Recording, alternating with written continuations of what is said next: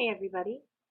This video is going to cover the first essay that you are asked to read for week 7 assignment 1, the 3 sample essays on arguing crisis. The first essay that you had to look over was Big House in the Wilderness.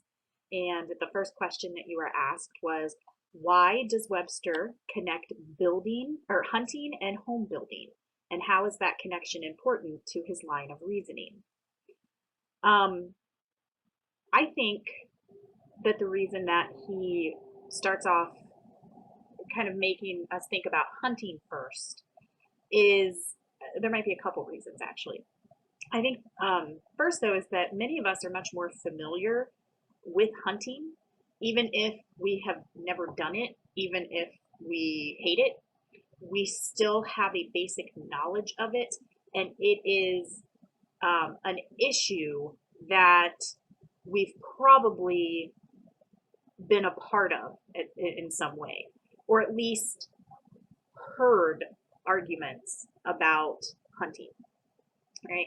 So because he uses this idea, the argument about hunting, or at least brings it into our minds so that we're thinking about it, our knowledge of it, our familiarity with it, to get us to view home building in a similar way, because most of us probably haven't thought about the negative effects of big houses in the woods.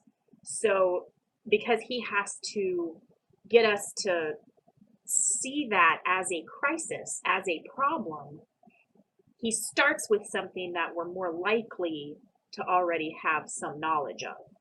And that way he can take us from that place of current knowledge and build to something that we perhaps haven't really thought about yet. And that allows us to draw on our knowledge and our opinions of hunting to somewhat help us view his argument on home building in the wilderness in a way that will at least be more likely to understand where he's coming from, right? It also helps him clarify his purpose and his line of reasoning, because he says, several times, this isn't an anti-hunting essay. So perhaps another reason why he starts with hunting to kind of draw us in with something familiar before he introduces what is probably a new argument for us, but it's also a way to maybe get the hunters out there, or the people who are perfectly fine with hunting, getting them to listen, because he's continually saying, you're going to hear me say some things that might make it sound like I'm against hunting, but let me clarify, this is not an anti-hunting essay, right? And that way people are just a little more likely to perhaps listen all the way through, right? Number 2, it says in paragraph 4, Webster says, with the current American mindset, it is more likely that a building permit will be granted for yet another big home building supply store. To what mindset does Webster refer? The current American mindset that he's referring to has to do with what he touched on about how Americans feel like we have the freedom and the right to do what we want. If we have the ability to do it and the desire to do it, well, by golly, it's my right to do it. So if we want to build big houses in the wilderness, we will. We can. It's our right. And nobody can tell us we can't. And then that mindset also refers to the fact that a building permit is going to be granted for like a Home Depot or a Lowe's to help build the big houses in the wilderness. And I think that is also part of the mindset, almost like the capitalist mindset. Businesses and corporations are all about the bottom line, and they will help Americans exploit those freedoms if it brings in money, basically. So we have this mindset as Americans that we, we have the rights and the freedoms to do whatever we want, animals and environment be damned. And, corporate America is like, heck yeah, you do. Come on, let's do this because they're going to make money off of us. So I think that's the mindset he's referring to. Question 3 is describe his use of counterargument, concession, and qualifier, and how do they function in the argument? Which does he rely on the most? I think he relies on counterargument the most. Although he does qualify a couple times in the essay as well. And that qualifier that he uses goes back to what I was saying when we were talking about the first question, where he says this isn't an anti-hunting essay.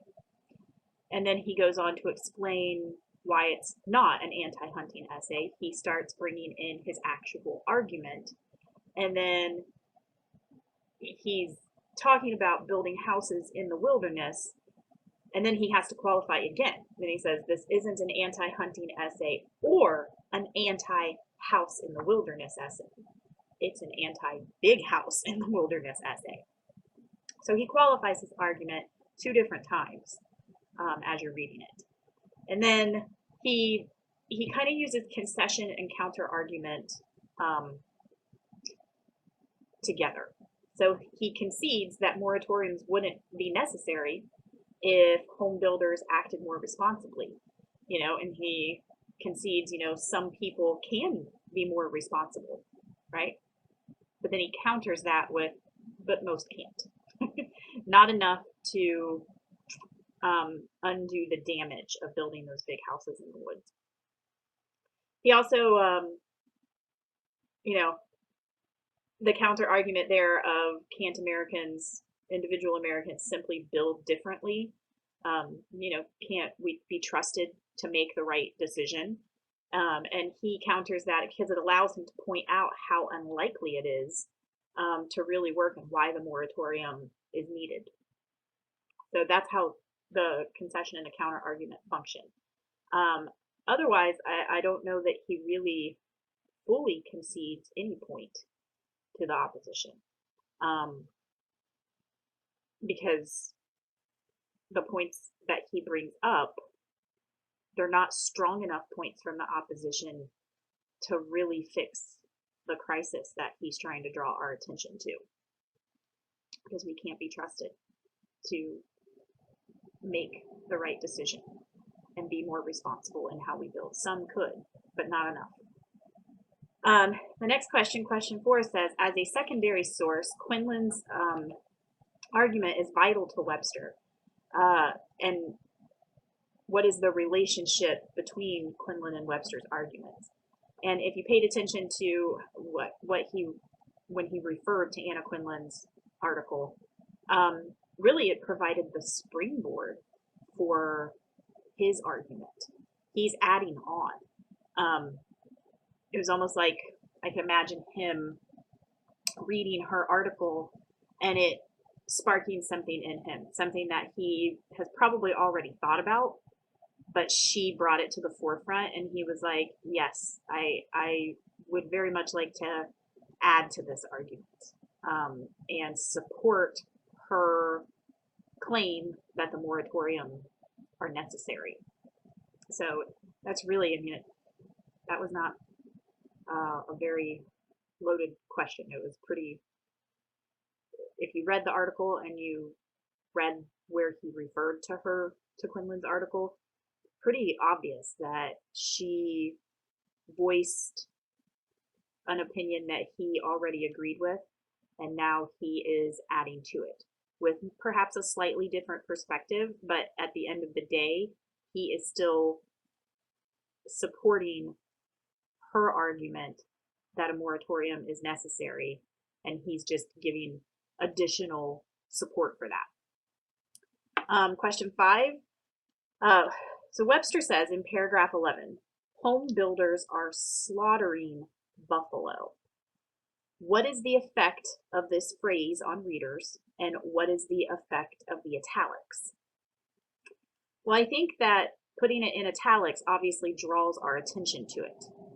and it's almost like it's emphasizing it. I would imagine like if you could put it in like a meme and share it on social media, the person sharing the meme would comment at the top, say it again, say it louder for the people in the back or something like that. Like the italics underscore the intensity of the statement. Um, and what is the effect of it in general? Well, it strengthens his connection between hunting and home building, between the past and the present. He uses language to intensify the seriousness of the home building problem that he's talking about. And, um,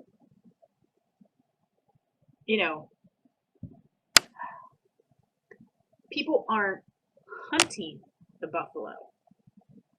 It's not a reciprocal relationship where, because one argument in favor of hunting is that, if you do it during the correct hunting season, you're actually helping control the population of those animals, and that if they weren't being hunted, they would be reproducing like crazy, and then we would have a different problem to deal with. I think he's using this statement about the buffalo to show that this is not the same deal. This is not the same situation. We're not just hunting an animal and then, eating the food that it provides or what have you. We're simply going in and knocking down parts of the wilderness and displacing animals, and then, getting upset when they come traipsing through our property and we're killing them. We're not hunting them, we're slaughtering them. So that language pulls in an appeal to pathos as well, because that is a very loaded verb right there. Slaughtering buffalo. We're not just killing them, we're not just, getting rid of them, we're not disposing of them, we're slaughtering them. So it again adds just a more intense layer to his overall argument. I'm interested to see what you guys thought about that statement as well. Anyway, I think that the essay does a fairly good job of presenting a crisis that perhaps not many of us have thought about before. And I think he does a good job of getting us to start thinking about it as a crisis. I'm not sure that his essay alone is strong enough to get us to agree that a moratorium is needed. However, perhaps if we read Anna Quinlan's article and Webster's essay, then maybe we would feel like the argument was more supported and we would be more likely to start to agree that a moratorium is needed. I don't know. But I do think that he does a pretty good job of at least explaining that the crisis is happening and that it's something that we need to be aware of and that we need to start thinking about. Perhaps some of you, though, perhaps his essay alone was enough to convince you that we need to put a moratorium on building permits and stop any more damage from happening. I have my own thoughts about this and my own personal views on things like this. So for me personally, I think he's probably making a good point there, and it probably is something that should be considered. But when I look at the argument objectively, I'm not sure that he's actually done enough to convince a wide range of readers that the moratorium is needed. But he's on the right track. So anyway, that's it for that first essay. If you have any additional questions or comments about it, feel free to send them my way. Otherwise, you guys are free to move on to the video on the next essay.